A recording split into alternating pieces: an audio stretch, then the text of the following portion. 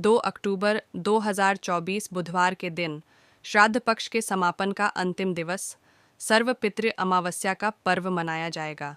कहते हैं कि जो नहीं आ पाते हैं या जिन्हें हम नहीं जानते हैं, उन भूले बिसरे पितरों का भी इसी दिन श्राद्ध करते हैं।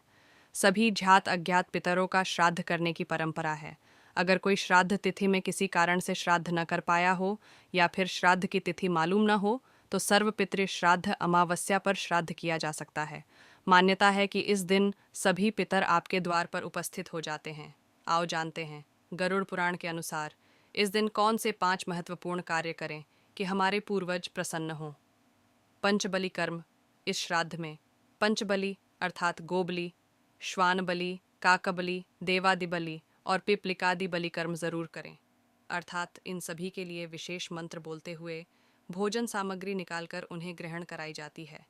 अंत में चींटियों के लिए भोजन सामग्री पत्ते पर निकालने के बाद ही भोजन के लिए थाली अथवा पत्ते पर ब्राह्मण हेतु भोजन परोसा जाए।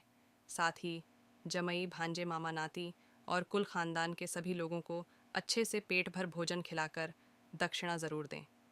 तर्पण और पिंडदान। सर्वपितृ अमावस्या पर तर्पण और पिंडदान का खासा महत्व है। सामान्य विधि के अनुसार पिंडदान में चावल, गाय का दूध, घी, गुड़ और शहद को मिलाकर पिंड बनाए जाते हैं और उन्हें पितरों को अर्पित किया जाता है। पिंडदान, तर्पण, श्राद्ध, एकादशाह, सपिंडीकरण, अशौचादि निर्णय, कर्म विपाक आदि के द्वारा पापों के विधान का प्रायश्चित कहा गया है। गीता या गरुड़ पुराण का पाठ।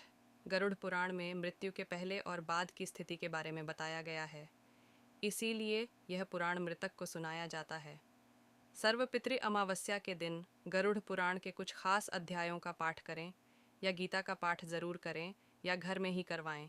आप चाहे तो संपूर्ण गीता का पाठ करें या सर्वपितृ अमावस्या के दिन पितरों की शांति के लिए और उनका आशीर्वाद प्राप्त करने के लिए और उन्हें मुक्ति प्रदान का मार्ग दिखाने के लिए गीता के 2 और 7वें अध्याय का पाठ करने का विधान भी है। दान कर्म। इस दिन गरीबों को यथाशक्ति दान देना चाहिए।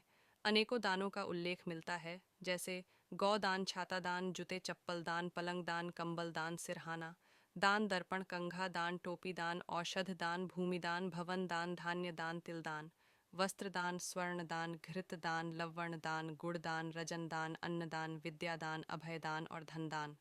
इनमें से मुख्य है 1 अन्न दान, 2 वस्त्र दान, औषध दान, ज्ञान दान एवं अभय दान।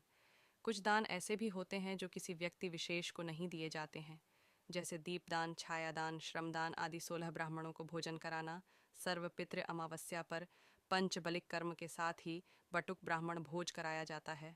बटुक यानी वे बच्चे जो वेद अध्ययन कर रहे हैं या ब्राह्मणों के छोटे बच्चों को भोजन कराया जाता है। इस दिन सभी को अच्छे से पेट भर भोजन खिलाकर दक्षिणा दी जाती है। ब्राह्मण का निर्वसनीय होना जरूरी है और ब्राह्मण नहीं हो तो अपने ही रिश्तों के निर्वसनी और शाकाहार लोगों को भोजन कराएं। ब्राह्मण नहीं मिले तो भांजा, जमाई या मित्र को पितृपक्ष की अमावस्या के दिन ज्ञान अज्ञात व जिन पितरों की मृत्यु तिथि पता ना हो तो पितरों का श्राद्ध व तर्पण किया जाता है। तंत्र शास्त्र में सर्वपितृ अमावस्या के दिन किए जाने वाले कुछ टोटकों के बारे में भी बताया गया है। इन टोटकों व उपायों के करने से पितृदोष से मुक्ति मिलती है और सभी अटके कार्य पूरे हो जाते हैं।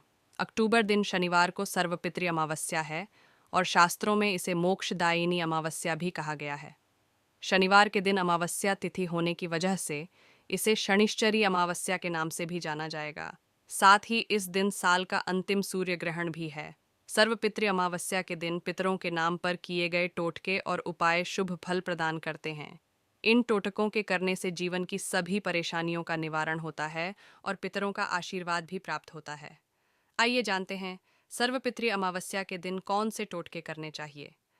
रोजगार की तलाश करने वाले सर्वपितृ अमावस्या के दिन एक साफ नींबू को घर के मंदिर में रख दें।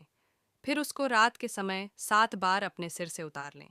इसके बाद नींबू को 4 बराबर हिस्सों में काट लें और चौराहे पर जाकर चारों दिशाओं में फेंक दें।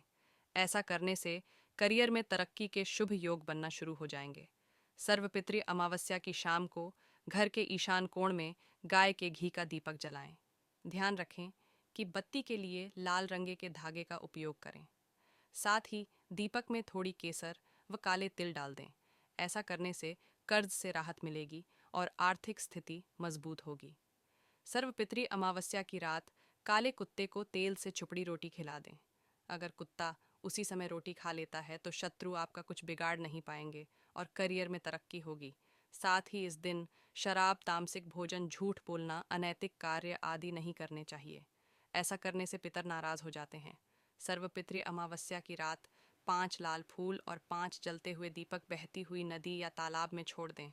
लेकिन ध्यान रहे कि रात में ऐसा करते समय कोई आपको देखे ना। ऐसा करने से धन लाभ के योग बनते हैं और परिवार के सदस्यों की उन्नति होती है। सर्वपितृ अमावस्या के दिन काल सर्प दोष से निवारण के लिए सुबह स्नान व ध्यान करने के बाद चांदी से निर्मित नाग नागिन की पूजा अर्चना करें। इसके बाद उनको सफ़ेद फूल के साथ बहते हुए जल में प्रवाहित कर दें। ऐसा करने से काल सर्प दोष के अशुभ प्रभाव में कमी आती है और लक्ष्य की ओर आगे बढ़ते हैं। पितृपक्ष की अमावस्या के दिन बबूल के पेड़ के नीचे पितरों के लिए भोजन रखें। साथ ही कच्चा दूध, 2 लौंग, थोड़े बताशे और काले तिल पितरों को अर्पित करें। इस टोटके के करने से नौकरी व व्यापार के साथ जीवन में चल रही सभी समस्याओं से निजात मिलेगी और नकारात्मक शक्तियां भी दूर रहेंगी। पितृपक्ष की अमावस्या के दिन पितरों के नाम का तर्पण व श्राद्ध कर्म करें और गरीब व ज़रूरतमंद लोगों को भोजन कराएं। साथ ही काली चींटियों को शक्कर मिला आटा खिलाएं और मछलियों को आटे की गोलियां बनाकर खिला दें। इस उपाय से आपकी सभी मनोकामनाएं पूरी होंगी और पितरों का भी आशीर्वाद मिलेगा। पितृपक्ष की शुरुआत साल 2024 में 17 सितंबर से हो चुकी है। पितरों को समर्पित 16 दिनों की अवधि में हम अपने पूर्वजों को याद करते हैं और उनके निमित्त श्राद्ध, तर्पण, दान आदि करते हैं। मान्यताओं के अनुसार हमारे पितृ इस दौरान पृथ्वी पर आते हैं। ऐसे में अगर हम उनके प्रति श्रद्धा प्रकट करते हैं तो पितरों का आशीर्वाद हमको प्राप्त होता है। पितृपक्ष को लेकर कई सवाल भी लोगों के मन में होते हैं, जैसे कितनी पीढ़ियों तक श्राद्ध किया जा सकता है, कौन श्राद्ध कर सकता है, तर्पण में तिलों को क्यों इस्तेमाल किया जाता है। अगर आपके दिमाग में भी ऐसे सवाल आते हैं तो आज हम आपको इन्हीं के बारे में अपने इस लेख में जानकारी देंगे। धार्मिक मान्यताओं के अनुसार श्राद्ध कर्म सामान्यतः 3 पीढ़ियों तक के पूर्वजों के लिए किया जाता है। इसे पितृत्रयी भी कहा जाता है। 3 पीढ़ियों के पूर्वजों में पिता, पितामह, दादा और परपितामह, परदादा शामिल होते हैं। इस परंपरा में पितरों को सम्मान देने के लिए पिंडदान और तर्पण किया जाता है।